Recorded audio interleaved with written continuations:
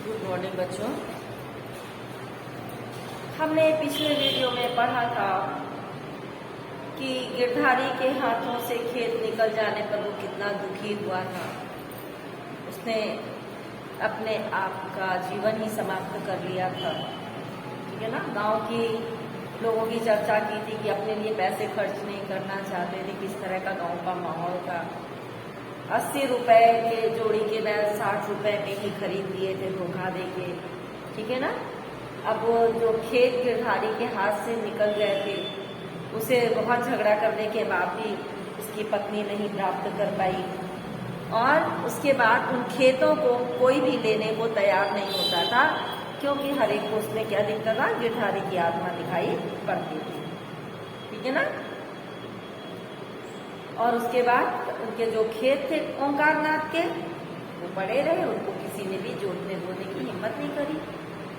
तो अब हम क्या पढ़ेंगे बेटा, बलिदान कहानी के शीर्षक की सार्थकता बताइए, या बलिदान कहानी की समीक्षा कीजिए। तो समीक्षा के अंतर्गत बेटा सारी चीजें आ जाती हैं।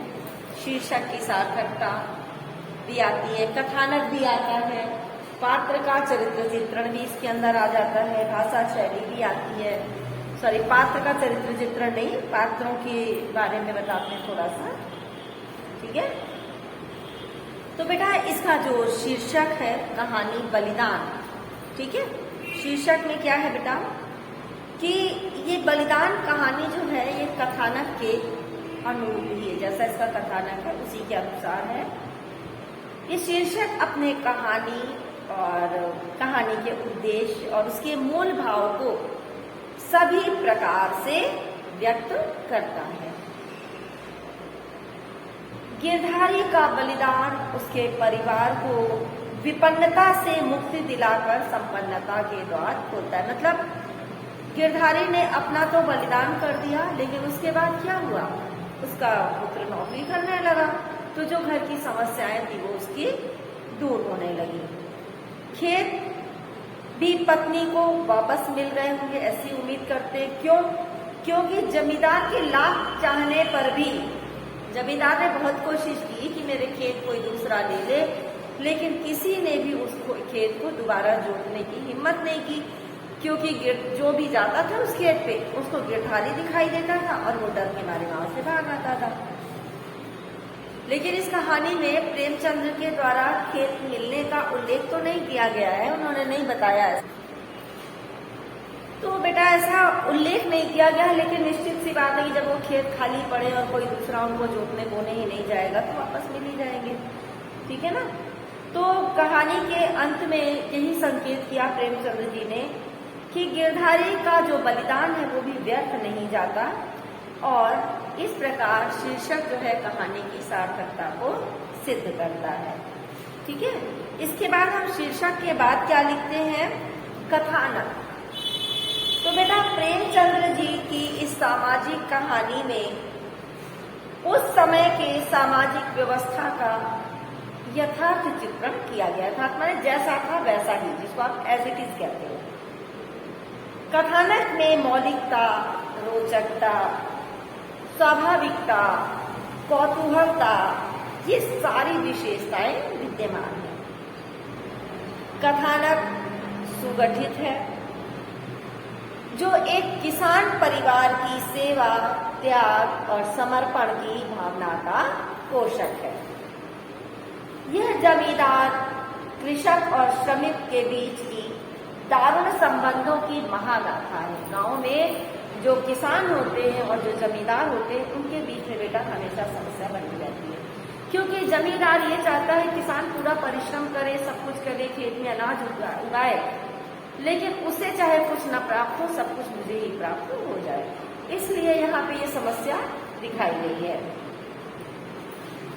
तो बेटा इसमें जो सच्चाई है वो बिल्कुल प्रदर्शित की गई। इस कहानी का कथानक, जो कथा वस्तु है, कथानक और कथा वस्तु बेटा एक ही चीज होती है, एक निश्चित उद्देश्य की दिशा में यथार्थ घटनाओं एवं पात्रों के माध्यम से विकसित होता है। यह कथानक उस समय की सामाजिक परिस्थिति एवं पारिवारिक व्यवस्था का सजीव चित्रण प्रस्तुत करता है। कहानी के कथानक में घटना, चरित्र एवं भाव का श्रेष्ठ समन्वय हुआ है।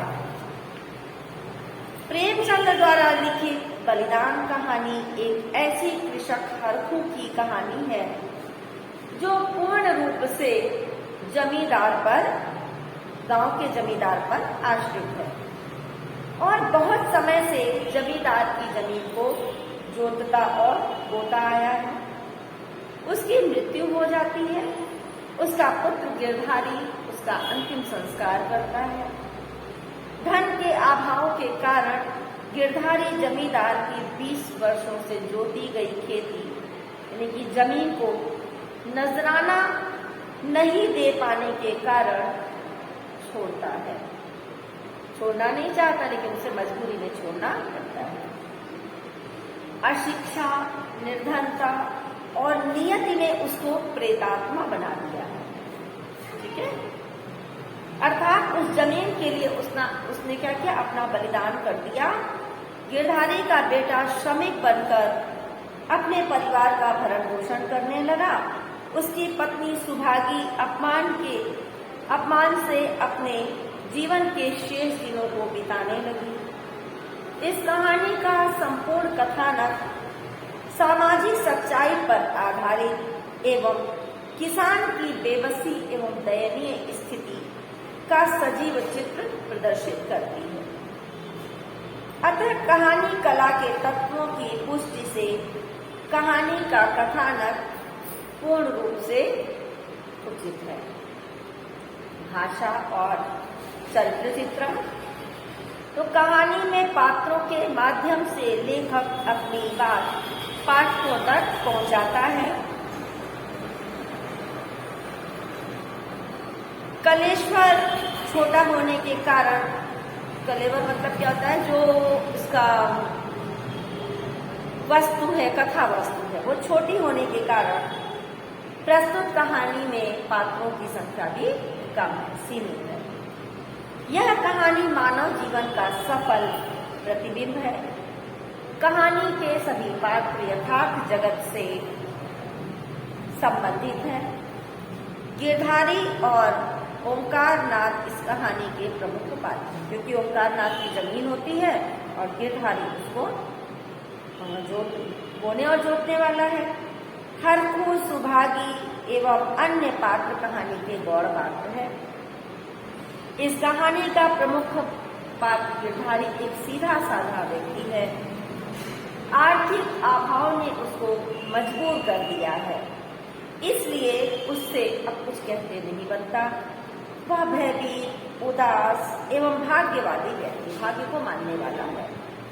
इसके विपरीत जमींदार और अन्य गांव के लोग जो हैं वो बहुत ही चालाक हैं, अपना मतलब निकालने वाले, स्वार्थी, अमानवीय और धन लोभ और अहंकारी भी हैं। तो पात्र और चरित्र चित्रण की दृष्टि से बलिदान कहानी एक आदर्श कहानी, सफल कहानी है। इसके बाद हम लिखते हैं संवाद या कथोपकथन। बेटा पूरी हेडिंग हम पहले लिखते हैं बोर्ड पे, ताकि आपको हेडिंग लिखने में दिक्कत ना हो। ठीक है, सबसे पहले हेडिंग क्या है, शीर्षक।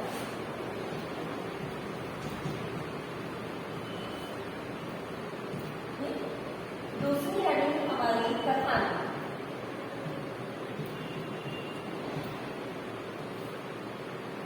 तीसरी है पात्र और चरित्र चित्रण।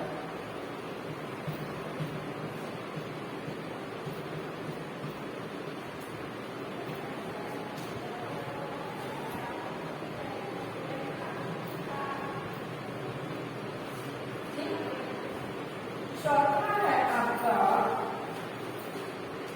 संवाद या कथोपकथन।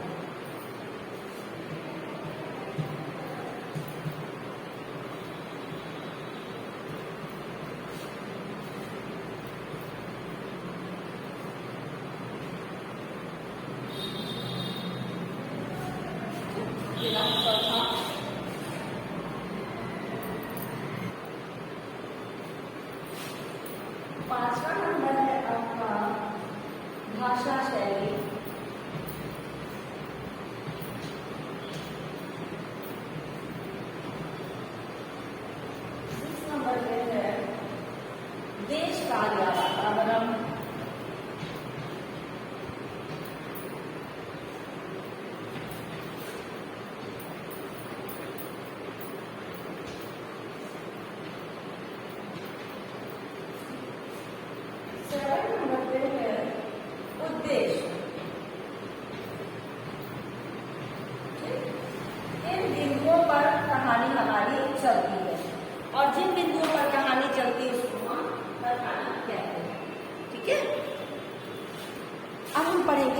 संवाद और कथोपकथन। दिख रहा है?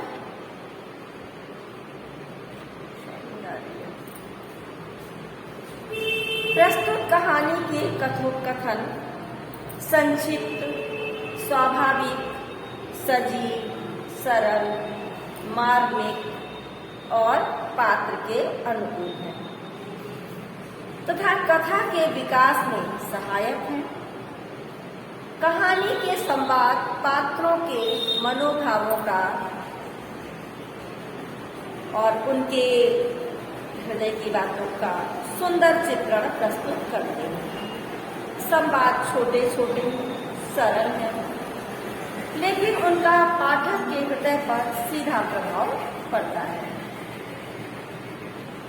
कहानी के संवाद समस्या को उभारने वाले, वस्तु स्थिति की व्याख्या करने वाले, पात्रों के मनोभावों को चित्रित करने वाले मौलिक, सजीव, रोचक और कलात्मक। कहानी की संवाद योजना मार्मिक, सजीव, रोचक और कलात्मक है। कहानी की संवाद योजना मार्मिक, गंभीर और कथानक को गतिशील करने वाली है। इस कहानी के संवादों में नाटकीय चमत्कार के भी दर्शन होते हैं। जैसे गिरधारी ने रोकर कहा, उन्हीं खेतों का तो आसरा है, जोतूंगा नहीं तो क्या करूंगा। ओंकारनाथ ने कहा, नहीं, जरूर जोतो, खेत तुम्हारे हैं, मैं तुमसे छोड़ने को नहीं कहता हूँ, लेकिन तुम देखते हो कि जमीन की दर कितनी बढ़ गई है। तुम 8 रुपए बीघे पर जोतते थे, मुझे 10 रुपए मिल रहे हैं और नजराने के रुपए सो अलग से। तुम्हारे साथ रियायत करके क्या कर रहे हैं ये, लगान वही रखता हूँ, पर नजराने की रकम तो तुमको देनी पड़ेगी। ये ओंकारनाथ और गिरधारी के बीच की बातचीत है। अब भाषा शैली पे हम एक बार दृष्टि डालते हैं। क्वेश्चन आ जाता है कभी कभी पेपर में कि जैसे बलिदान कहानी की भाषा शैली पर प्रकाश डालिए, तो आपको उसमें भाषा शैली ही लिखनी होगी। प्रस्तुत कहानी की भाषा सरल है, सुबोध और स्वाभाविक है। भाषा पात्रों के अनुकूल तथा प्रवाहपूर्ण है। लोकोक्ति और मुहावरों ने भाषा में रोचकता लाई है। प्रेमचंद्र ने हिंदी कथा साहित्य को जो नया रूप और शिल्प प्रदान किया है, बलिदान कहानी इसका सबसे अच्छा उत्कृष्ट उदाहरण है।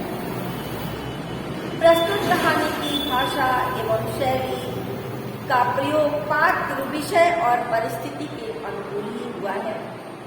कहानी की सफलता में उसकी भाषा का मुख्य स्थान होता है। देखो बेटा, अगर कहानी की भाषा ही नहीं समझ में आएगी तो कहानी का फिर आनंद नहीं आएगा, इसलिए भाषा का बहुत बड़ा स्थान होता है।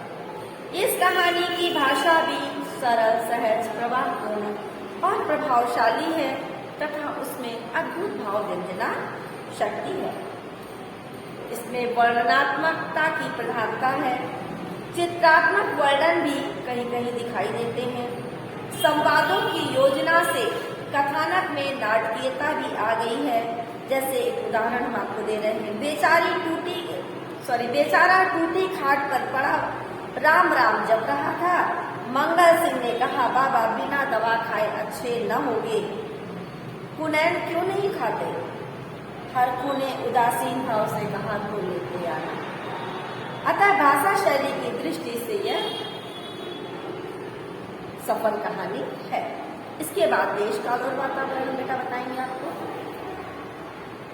तो बेटा, प्रस्तुत कथा की जो घटना है एक निश्चित देश काल और वातावरण में घटित हुई है। इस देश काल और वातावरण के निश्चित सामाजिक, राजनीतिक, साहित्यिक और सांस्कृतिक परिस्थितियां हैं। कहानी को रोचक, सहज और स्वाभाविक बनाने के लिए देश काल का और वातावरण का निर्वहन बहुत ही सहायक रहा है। जमींदारी प्रथा का यथार्थ या यथा तथ्य कह सकते, जैसा था वैसा ही वर्णन करने में सक्षम यह कहानी अपने समय की सामाजिक परिस्थितियों का पूरा प्रतिनिधित्व करती है। इसमें तत्कालीन किसानों की दशा का मार्मिक वर्णन किया गया है। प्रेमचंद्र इस कार्य में पूर्णतः सिद्धहस्त हैं। जैसे उदाहरण हम इसका भी बता रहे बेटा, गिरधारी उदास और निराश होकर घर आया। 100 रुपए का प्रबंध करना उसके वश के बाहर था। सोचने लगा, अगर दोनों बैल बेच दूं तो फिर खेत लेकर क्या करूंगा? भाई बैल नहीं होंगे तो खेत किससे जोतेंगे, है ना? घर बेचूं तो यहाँ घर लेने वाला कौन है? मेरे गांव में घर कौन खरीदेगा उसका? फिर बाप दादों का नाम उठता था। हमारे पिताजी ने जो बनाया, हमारे बाबा ने जो बनाया, उनकी बेइज्जती भी होगी। अंत में हम क्या लिखते हैं? कहानी का उद्देश्य। ठीक है, तो बेटा बलिदान कहानी का जो उद्देश्य है वो समाज की दशा का वर्णन करना है। प्रेमचंद्र एक यथार्थवादी कथाकार है। ग्राम्य समाज के बारे में उन्होंने बहुत अच्छा अनुभव किया। गांव को उन्होंने निकट से देखा, वहाँ की समस्याएं, वहाँ की दुर्बलताएं, अंधविश्वास, रीति रिवाज जैसी मानवीय संवेदनाओं से युक्त उनकी कहानियां जो है उनकी मुख्य वर्णित विषय रही। प्रस्तुत कहानी में झूठी मान मर्यादा के लिए ग्रामीणों द्वारा अपनी हैसियत से अधिक खर्च करने, गरीब मजदूर किसानों का जमींदार बनिए साहूकार द्वारा शोषण किए जाने की समस्या को मुख्य रूप से उठाया गया है। इस कहानी में न केवल समस्या को ही उठाया गया है, वरन उसका समाधान भी प्रस्तुत किया गया है कि झूठी शान शौकत के लिए हैसियत से बढ़ करके खर्च नहीं किया जाना चाहिए और न ही किसी एक खास व्यवसाय में बंद कर रहना चाहिए। अगर एक व्यवसाय हमारा हमें उन्नति नहीं दे रहा तो उस व्यवसाय को त्याग कर हमें नए व्यवसाय को अपनाने में कोई हर्ज नहीं है। इस बात को गिरधारी और उसके बेटे के माध्यम से व्यक्त किया गया है। किसानी में गिरधारी कर्जदार रहा था। जब तक खेती करता रहा तब तक वो कर्ज से लदा रहा। शरीर पर ना अच्छी कमीज थी, ना पैरों में जूता कभी आया। घर में कभी कभी तरकारी माने सब्जी जिसको आप कहते तरकारी पकती थी और जौ खाया जाता था, मतलब गेहूं भी नसीब नहीं होता था। लेकिन जब बेटा उसका ईंट भट्टे पर मजदूरी करने लगा, इन्होंने क्या लिखा, किंतु उसका बेटा ईंट भट्टे पर मजदूरी करके 20 रुपए महीने घर में लाता है और वह कमीज और अंग्रेजी जूता पहनता है। घर में दोनों जून तरकारी पकती, जून माने समय, दोनों ही समय तरकारी पकती है, सब्जी पकती है और जौ के बदले गेहूं खाया जाता है। ये उस समय की बात है बेटा जब जौ बहुत मिलता था और गेहूं बड़ी मुश्किलों से प्राप्त होता था। लेकिन आज इसका उलट समय आ गया है, जौ बहुत महंगा है और गेहूं प्राप्त आसानी से हो जाता है। तो उस समय जौ खाना यानी मोटा अनाज खाना माना जाता था। तो किसानों की सादगी और खेती तथा खेती के प्रति उनकी निष्ठा का चित्रण करना प्रेमचंद्र का उद्देश्य रहा है। उद्देश्य के रूप में कहानीकार ने यह भी दिखाया है कि किस प्रकार धन समाज की मानसिकता को बदल देता है। धन का प्रभाव और अभाव केवल व्यक्ति के सामाजिक स्तर को ही प्रभावित नहीं करता, बल्कि संबोधन शब्दों की रचना और प्रयोग प्रक्रिया को भी बदल देता है। मंगलू सिपाही बनकर मंगल सिंह बन गया, कल्लू अहीर गांव का मुखिया बनकर के कालिकादीन बन गया, कालिकादीन कहलाने लगा। व्यापारी से कृषक बनकर के हरक चंद्र जो थे, हरखू चंद्र का नाम था हरखू चंद्र, केवल हरखू रह जाता है। इस प्रकार कहानीकार ने भाषा की सामाजिक संदर्भों को भी प्रतिष्ठित या स्पष्ट किया है। इस प्रकार यहाँ कहा जा सकता है कि कहानीकार ने इस कहानी में विभिन्न सामाजिक स्तर भेदों के स्वरूप को स्पष्ट करते हुए लोक संस्कृति मूलक समाज को मानव संस्कृति मूलक समाज में आधारशिला बनाया है। ये समाज की आधारशिला बनाया है। थैंक यू बेटा। आज के वीडियो में इतना ही। कहानी के शीर्षक की सार्थकता, देश काल, वातावरण और उद्देश्य जरूर लिखेंगे। Okay, thank you.